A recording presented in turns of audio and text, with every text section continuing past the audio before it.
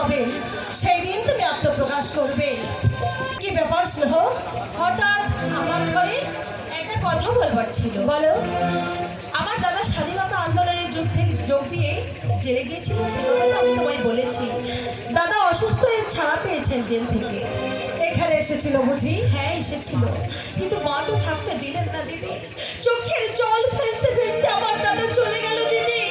আমি যে তার জন্য কিছুই করতে পারলাম না। তোমাদের এই কান্না দেখলেই স্নায়ুতন্ত্রে আমার উত্তেজিত হয়ে ওঠে। বাংলাদেশের মেয়েগুলো যেন শুধু কাঁদবার জন্যই জন্মেছে। দিদি কান্না নয় হতভাগী, কান্না নয়, জোর করে আদায় করে নিতে হবে মানবিক অধিকার। যারা তোকে পদে পদে লালিত করেছে তাদের বুঝে দিতে হবে এই মেয়েরাও মানুষ। তো সংসারটাকে ভেঙে একেবারে তছনছ করে দিয়েছো। আবার ওর কোনো জানো জানো আমি তোমাকে কি করবো জানো? মা, সারা রাত ওই বই নিয়ে বসে থাকবে না শুয়ে থাকবে। বলি সংসারে কি তোমার কোনো কাজকর্ম করতে নেই? শরীর খারাপ থাকলে? শরীর খারাপ তা ডাক্তার নেই আমার বাড়িতে? কিন্তু উনি তো ডাক্তার নন, উনি একটা ভ্রষ্ট চরিত্র লোক।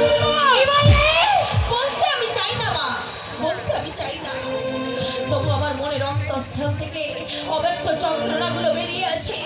স্বামী পরনারীতে আসক্ত, সুযোগ পেলে পুরুষগুলো লালসার থাবা মারা। দাদার চিকিৎসার পরামর্শ করবেন বলে ডাক্তারবাবু আমাকে তার ঘরে ডেকে নিলেন। অসুখ হয়েছে দাদার, কিন্তু পরীক্ষা নিতে শুরু করলেন আমার।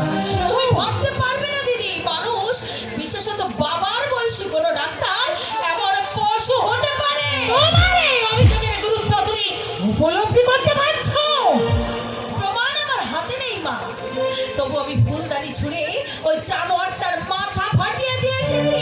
তাছাড়া আপনিও তো জানেন সে ঘর ডাক্তার কোনো সাধু মহাপুরুষ না। আমি জানি। মনকে চোখ ছেড়ে লাভ নেই মা।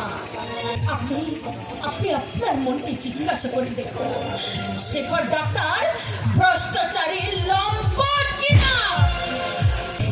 এই তুমি ওই মেয়ের মাথাটা খেয়েছো।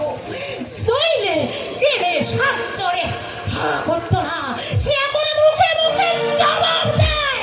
স্নেহ আপনার পুত্রবধূ মা, কোনো দাসীবাদী নয়। তোমাকে আমি সাবধান করে দিচ্ছি, আগুন নিয়ে তুমি খেলা করছো।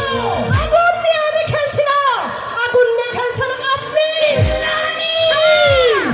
আমি যদি বলি ওই ডাক্তারের সাহায্যে আপনি আপনার সতীনের ছেলেকে জড়বুদ্ধি। শয়তানি, আমি তোকে খুন।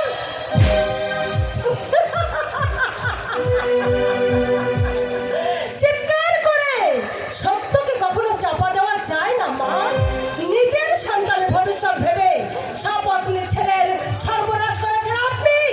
আপনার চোখে মুখে অপরাধ বোধের ছায়া স্পষ্ট ভেসে উঠেছে। আপনি কিন্তু অপরাধ করেছেন মা, আপনি পাপী, আপনি পাপ করেছেন। আমি পাপ করেছি। আমার যা জানবার আমি জেনে গেছি, মা। এখনো বলছি আপনি সাবধান হন, নইলে এর জন্য আপনাকে অনেক অনেক বড় মূল্য দিতে হবে। অনেক মূল্য দিতে হবে। কিন্তু না, নিশ্চয়ই এই কথাটা নামও বলেছে।